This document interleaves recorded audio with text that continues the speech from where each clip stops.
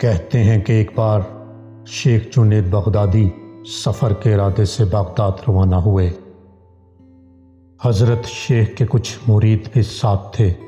شیخ نے مریدوں سے پوچھا، تم لوگوں کو بیلول کا حال معلوم ہے؟ لوگوں نے کہا، حضرت وہ تو ایک دیوانہ ہے، آپ اس سے مل کر کیا کریں گے؟ شیخ نے جواب دیا، ذرا بیلول کو تلاش کرو، مجھے اس سے کام ہے۔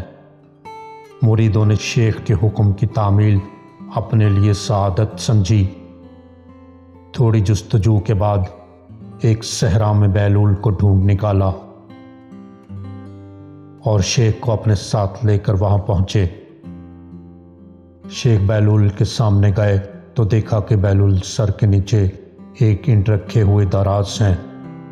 شیخ نے سلام کیا تو بیلول نے جواب دے کر پوچھا، تم کون ہو؟ میں ہوں جنید بغدادی۔ تو اے ابو القاسم، تو ہی وہ شیخ بغدادی ہے جو لوگوں کو بزرگوں کی باتیں سکھاتے ہو؟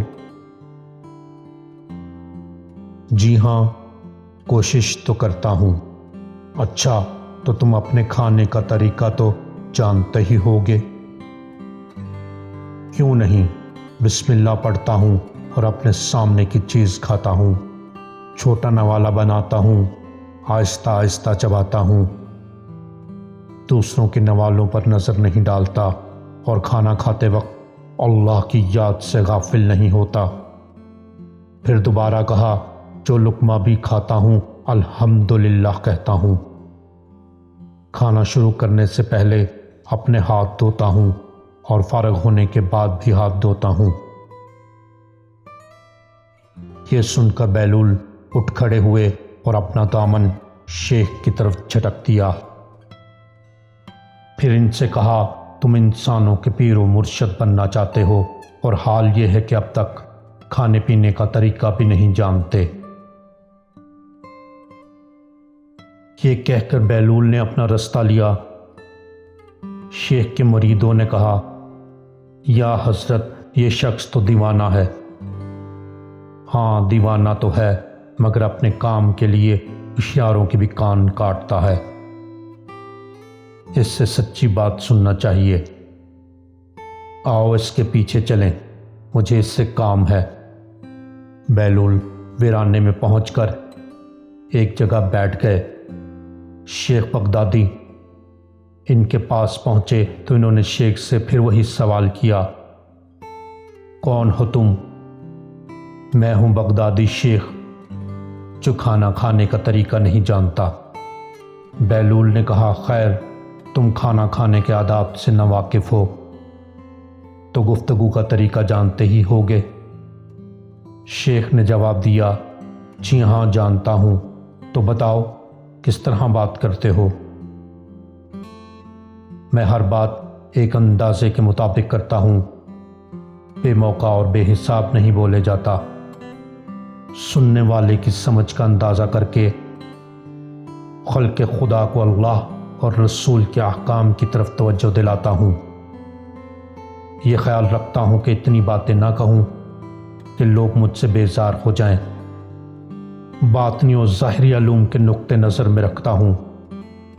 اس کے ساتھ گفتگو کے آداب سے متعلق کچھ اور باتیں بھی بیان کیں۔ بیلول نے کہا، کھانا کھانے کے آداب تو ایک طرف رہے، تمہیں تو بات کرنے کا ڈھنگ بھی نہیں آتا۔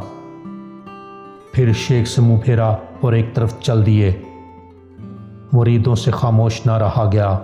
انہوں نے کہا، یا حضرت، یہ شخص تو دیوانہ ہے، آپ دیوانے سے بھلا کیا توقع رکھتے ہیں؟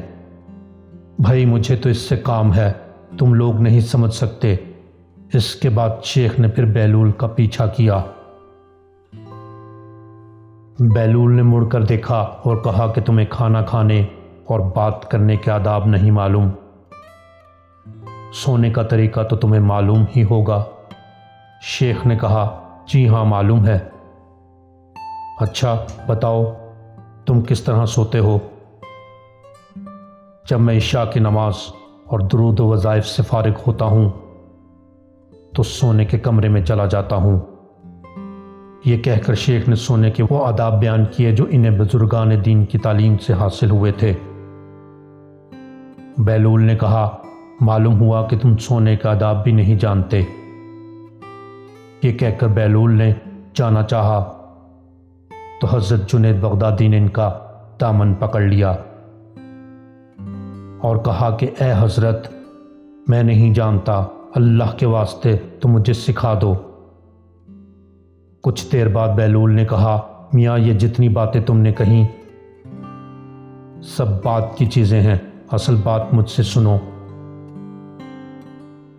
کھانا کھانے کا اصل طریقہ یہ ہے کہ سب سے پہلے حلال کی روزی ہونی چاہیے۔ اگر غذا میں حرام کی آمیزش ملاوٹ ہو جائے تو جو آداب تم نے بیان کیے ہیں ان کے برتنے سے کوئی فائدہ نہ ہوگا اور دل روشن ہونے کی بجائے اور تاریک ہو جائے گا۔ شیخ جنید نے بے ساختہ کہا، جزاک اللہ، اللہ تمہارا بھلا کرے۔ پھر بہلول نے بتایا، گفتگو کرتے وقت سب سے پہلے دل کا پاک ہونا اور نیت کا صاف ہونا ضروری ہے، اور اس کا بھی خیال رکھا جائے کہ جو بات کہی جائے اللہ کی رضامندی کے لیے ہو۔ اگر کوئی غرض یا دنیاوی مطلب کا لگاؤ یا بات فضول قسم کی ہوگی تو خواہ کتنے ہی اچھے الفاظ میں کہی جائے تمہارے لیے وبال بن جائے گی، اس لیے ایسے کلام سے خاموش رہنا بہتر ہے۔ اسی طرح سونے سے متعلق جو کچھ تم نے کہا وہ بھی اصل مقصد نہیں ہے۔ اصل بات یہ ہے کہ جب تم سونے لگو تو تمہارا دل بغض، کینہ اور حسد سے خالی ہو، تمہارے دل میں دنیا اور مال دنیا کی محبت نہ ہو، اور نیند آنے تک اللہ کے ذکر میں مشغول رہو۔ بہلول کی بات ختم ہوتے ہی حضرت جنید بغدادی نے ان کے ہاتھوں کو بوسہ لیا اور ان کے لیے دعا کی۔ شیخ جنید کے مرید یہ منظر دیکھ کر حیران رہ گئے۔ انہیں اپنی غلطی کا احساس ہوا اور یہ بات ان کی سمجھ میں آ گئی کہ ہر شخص کو چاہیے کہ وہ جو بات نہ جانتا ہو اسے سیکھنے میں ذرا بھی نہ شرمائے۔ شیخ جنید و بہلول کے اس واقعے سے سب سے بڑا سبق یہ حاصل ہوتا ہے کہ کچھ نہ جاننے پر بھی دل میں یہ جاننا کہ ہم بہت کچھ جانتے ہیں بہت نقصان پہنچانے والی بات ہے۔